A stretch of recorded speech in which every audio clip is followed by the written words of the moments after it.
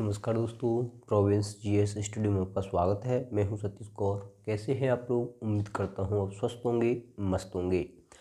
आज मैं आपकी समक्ष बायोलॉजी के पूछे गए प्रीवियस ईयर क्वेश्चंस ट्रिप के माध्यम से आपको सामने रखने वाला हूं और मुझे उम्मीद है कि आपको हमारी वीडियो अच्छी लगेगी। यदि आपको हमारा ये वीडियो अच्छी लगी तो आज लाइक, कमेंट और सब्सक्राइब जरूर करें। धन्यवाद। सबसे पहले, मांसपेशी एवं अस्थि के जोड़ को टेंडन कहते हैं। आपने ये क्वेश्चंस काफ़ी टाइम रिवाइज होता है पेपरों में कि मांसपेशी एवं अस्थि के जोड़ को क्या कहते हैं, तो हम कहते हैं टेंडन। इसे याद करने का तरीका देखो, मांसपेशी और हड्डी, मांसपेशी और हड्डियों से ही बना होता है व्यक्ति।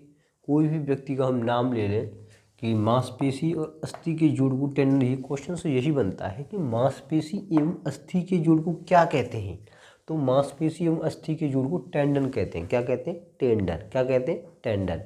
तो हम इसको रवीना टंडन से याद रख लेते हैं। किससे याद? रवीना टंडन से।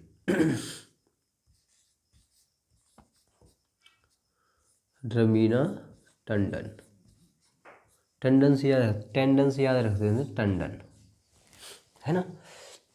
रवीना टंडन से याद रख लेते हैं क्योंकि भाई रवीना टंडन भी एक व्यक्ति है। व्यक्तियों के क्या मांसपेशी और अस्थि होती हैं। मांसपेशी एवं अस्थियों से कौन बनी है? रवीना टंडन। तो मांसपेशी और अस्थियों के जोड़ को क्या कहते हैं? टेंडन कहते हैं या रवीना टंडन कहते हैं। आप इसे ट्रिक से याद कर सकते हैं। ठीक है, टेंडन। तो देखो ये आ जाएगा, ट्रिक हो जाएगा, मांसपेशी एवं अस्थि के जोड़ को टेंडन कहते हैं। टेंडन मांसपेशी और हड्डी। देखो मांसपेशी और हड्डी व्यक्ति में ही होती है। बगैर मांसपेशी और हड्डी व्यक्ति का कोई अस्तित्व नहीं रहेगा। तो मांसपेशी एवं अस्थि, मांसपेशी तो जानते ही होंगे, अस्थि माने हड्डियाँ होती हैं। मांसपेशी और जो हड्डियाँ होती हैं वो व्यक्ति में होती हैं, उसे क्या कहते हैं? टेंडन कहते हैं। और टेंडन को हम रवीना टंडन से याद रख सकते हैं। किससे कहें? रवीना टंडन। एक जो कि अभिनेत्री हैं रवीना टंडन, उनसे, उनकी सहायता से उनसे याद रख सकते हैं कि मांसपेशी एवं अस्थि के जोड़ को टेंडन कहते हैं। बस आप इसे याद करें, आपको तुरंत हिट हो जाएगा रवीना टंडन। रवीना टंडन किस से? रवीना टंडन के रवीना टंडन बनी है मांसपेशी एवं अस्थि से। अस्थि और मांसपेशियों से बनी हुई है कौन? रवीना टंडन। उसके बाद में अस्थि एवं अस्थि से अस्थि के जोड़ को लिगामेंट कहते हैं। देखो अस्थि मतलब हड्डी, अस्थि इसका भी मतलब हड्डी है। ये जोड़ को लिगामेंट कहते हैं। देखो लिगामेंट किससे महसूस हो रहा है? हम लिगामेंट हमें मिला जुला शब्द होता है फिलामेंट का। किसका? ये लट्टू का जो फिलामेंट होता है, लिगामेंट किसका मिला जुला शब्द है? फिलामेंट का। तो जो अस्थि से, आपने जब बल्ब में देखे होंगे, एक बल्ब होता है, बल्ब इस तरीके का, उसमें जो फिलामेंट होता है,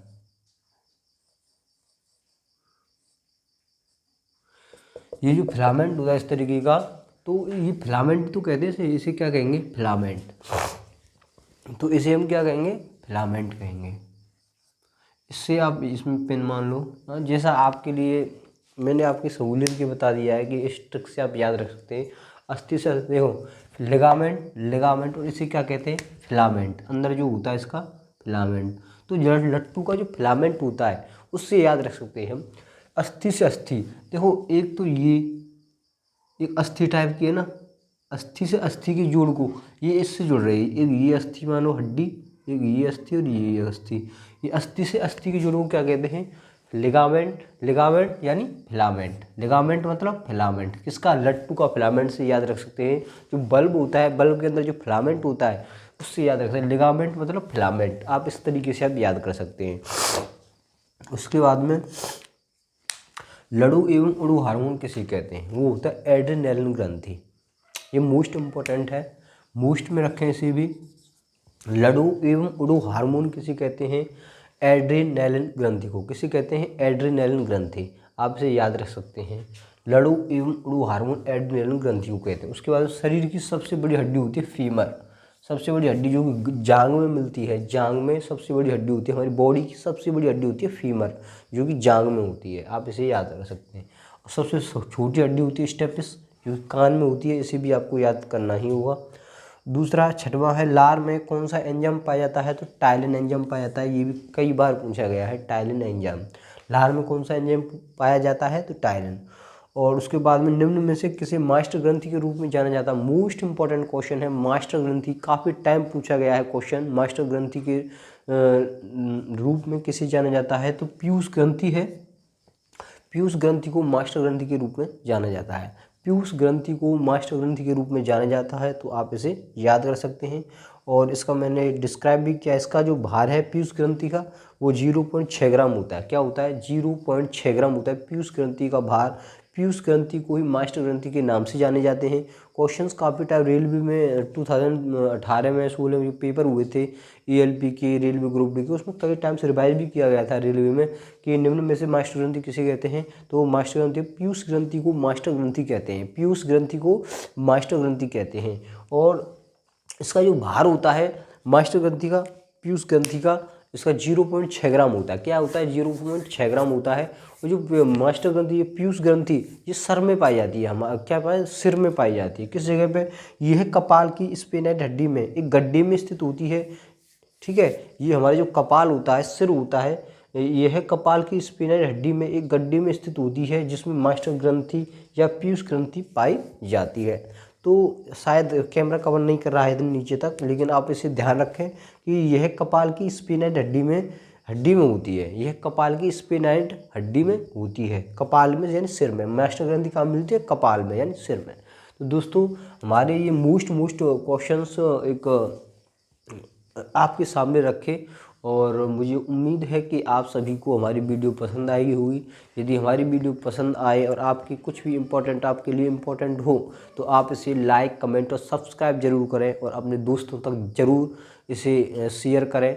और सभी से कहें कि ये जो हमारा चैनल है, ये केवल आप लोगों को ट्रिक के माध्यम से GS को ईजी वे में आपको डिलीवर करता है। मुझे उम्मीद है आप फ्रेंड सर्कल में आप इसे शेयर करेंगे, और सब्सक्राइब, सभी पे सब्सक्राइब करेंगे, सभी को बोले कि आप इन्हें सब्सक्राइब करें। धन्यवाद।